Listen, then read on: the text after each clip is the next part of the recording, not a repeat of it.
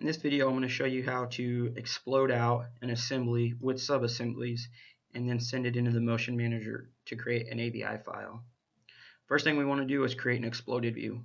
To do that, we'll choose Exploded View, and then I'm going to uncheck mark the option called Select Sub-Assembly Parts. And then I'm going to come in here and I'm going to find the sub-assembly that I want to explode. In this case, I'm going to take the end of this conveyor belt and move it out to the left.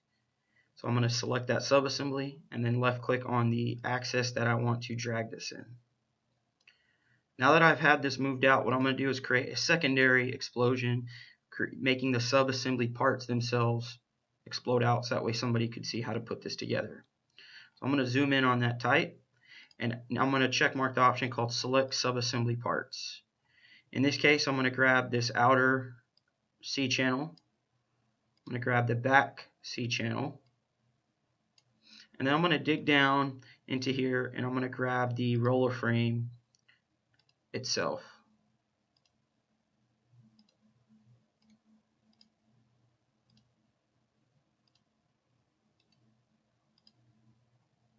And we'll move that down. Now that I have all my steps, I'll confirm this exploded view. And if I come over here to the exploded view sub configuration, I'm going to go ahead and collapse this. At this point, if you right click and choose Animate Explode, you'll see the steps that we just created. So first we blew out the subassembly, then we brought out each piece part of the subassembly.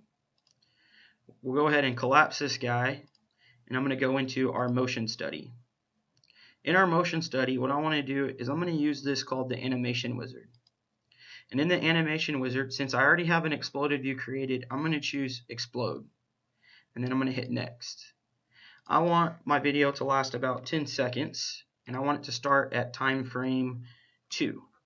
So that way for the first 2 seconds of the video it'll stay still, and then at time frame 2 it'll start moving and it'll go all the way to 12 seconds. And we'll hit Finish.